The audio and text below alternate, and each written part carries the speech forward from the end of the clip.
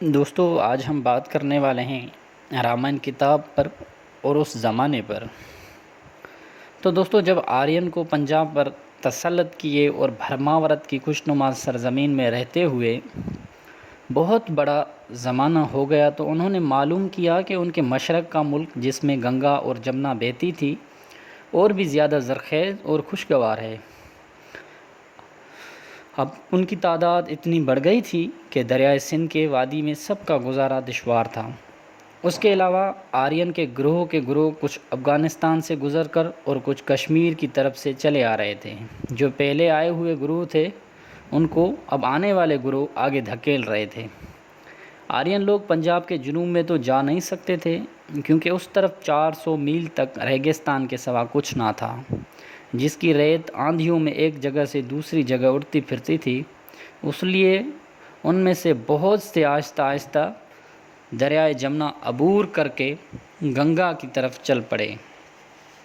مگر یہ ملک بھی آبادی سے پر تھا۔ یہاں بھی دراوڑ اور کول موجود تھے اور وہ مخطوط قومیں بھی تھیں جو رانیوں اور دراوڑیاں کول کے میل مل جانے سے پیدا ہو گئی تھی۔ یہ لوگ آرین سے تعداد میں زیادہ، کم سے کم 20 گنا ہوں گے، لیکن مدت دراز تک ہندوستان کے گرم میدانوں میں بودا باش ہونے کے سب سے نہ آرین جیسے تناور تھے، نہ ویسے زوراور، نہ ان کے برابر دانا و ہوشیار۔ مدت دراز تک آرین ان کو ہیچ پوچھ سمجھتے اور نفرت کی نگاہ سے دیکھتے رہے۔ اس لیے وید میں ان کو داس کہا گیا ہے۔ ان کی نسبت بیان کیا گیا ہے کہ وہ بدن کے سیاہ تھے، چہرے کا رنگ بھونڈا تھا، کچھ گوشت کھاتے تھے، ان کی ناک چپٹی تھی اور ان کا دین ایمان کچھ نہ تھا۔ مگر یاد رکھنا چاہیے کہ یہ بیان ان دشمنوں کا ہے۔ یہ تحقیقی بات ہے کہ ان میں سے بہت سے مہذب تھے، ان کی بڑی بڑی شہر تھے، غیر ملکوں سے تجارت کرتے تھے۔ اس زمانے کے دراوڑوں کی لکھی ہوئی کتابیں اب موجود تو نہیں ہیں، اگر ہوتی تو بے شک وہ آرین کی نسبت وہی باتیں بتاتے جو آرین نے اپنے دشمنوں کی نسبت اپنی کتابوں میں لکھی ہے۔ شروع میں آرین ان سے لڑتے رہے لیکن آخر کار ان کے دوست بن گئے اور انہیں میل مل گئے، جس سے نئی نسل بن گئی، جسے مغربی آرین کی یورپ میں جانے سے بنی تھی۔ اس طرح بہت سے آرین گنگا جمنا کے زرخیز وادیوں میں آباد ہو گئے۔ یہاں آنے کے بعد بھی یہ نئی منتر تصنیفیں کرتے رہے اور اسی وجہ سے انہیں اس خطے کا نام برہم رشی دیش رکھا۔ پھر جب ان کو گنگا جمنا کی مٹی میں رہتے ہوئے ایک عرصہ گزر گیا تو ان سے کتنی ہی گروہ اپنے سرداروں کی رہنمائی میں مشرق کی طرف اس ملک میں بڑھے جو دریائے گنگا اور ہمالیہ پہاڑ کے بیچ میں واقع ہے۔ آہستہ آہستہ کر کے ایک کر کے گھومتے گھاڑا، گھنڈک اور کوسی ندیوں سے جو پہاڑ سے اتر کر گنگا میں شامل ہوتی ہیں، عبور کر گئے اور گنگا کے جنوب میں چمپل اور کوسی ندیوں کی وادیوں کو طے کر کے بندھیا چل پہاڑ تک جا پہنچے۔ اب اس وسیع خطے کا نام بندھیا چل اور ہمالیہ کے درمیان واقع ہے۔ انہوں نے مدھیہ دیش یعنی وسطی ملک رکھ دیا۔ جو بڑی بڑی قومیں اس وقت شمالی ہند میں آباد تھیں ان میں سے بعض کے نام ہمیں معلوم ہیں۔ چنانچہ جس علاقے کو اب اودھا کہتے ہیں، وہاں دریائے گنگا اور گنڈک کے مابین کومتی قوم کی کشتری آباد تھے۔ ایودھیا ان کی راجدھانی تھی۔ جس ملک کو اب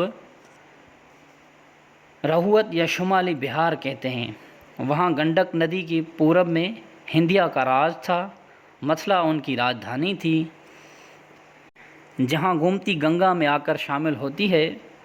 اس کے قریب گنگا کے کنارے کاشی کا راج تھا۔ کاشی نگر ان کا دارالسلطنت بھی تھا۔ یہ وہی مقام ہے جسے اب لوگ بنارس کہتے ہیں اور جو ہندوؤں کا نہایت مقدس شہر بھی مانا جاتا ہے۔ قیاس کیا جاتا ہے کہ آرین کو اس علاقے پر تسلط کرنے میں 200 برس کے قریب لگے ہوں گے۔ اس زمانے کو ہم رامائن کا عہد کہہ سکتے ہیں کیونکہ ہندوؤں کی ایک بڑی مشہور کتاب رامائن میں جن واقعات کا ذکر ہے وہ اسی عہد میں ہوئی تھی۔ جس شکل میں رامائن کی کتاب اب موجود ہے وہ بعد کی زمانے کی تصنیف ہے جسے برہمنوں کا اوت کہتے ہیں۔ اس وقت دو مختلف کتابیں رامائن کے نام سے مشہور ضرور تھی، ایک والمیکی کی بنائی ہوئی، دوسری تلسی داد کی۔ ان میں والمیکی کی رامائن سب سے پرانی سمجھی جاتی ہے، مگر جب یا جس زمانے کے واقعات کا ذکر اس میں آتا ہے یہ اس سے بہت بعد کی تصنیف ہے۔ جس وقت والمیکی جی نے اسے نظم کیا ہے اس سے پہلے ہندوؤں کے مذہب، ان کی زبان، ان کی ریت رسم میں بہت بڑی تبدیلی ہو چکی تھی۔ یہ کہنا بڑا دشوار ہے کہ جن عادات و رسوم کا اس میں ذکر آیا ہے وہ کون سے زمانے کی ہیں۔ اس کی ایک داستان تو قدیم ہے، باقی مختلف وقتوں اور زمانوں کی بہت سے قصے اور فسانے ہیں جو اس کے ساتھ شامل کر دیے گئے ہیں، اور ان سب کو اس ڈھنگ سے بیان کیا گیا ہے کہ گویا ایک ہی زمانے میں واقع ہوئی ہیں۔ جس داستان کو ہم نے قدیم بتایا ہے وہ بے شک ان آرین قوموں اور سرداروں سے مختلف ہے جو مشرق اور جنوب کی جانب نئے علاقوں میں آباد ہوئے۔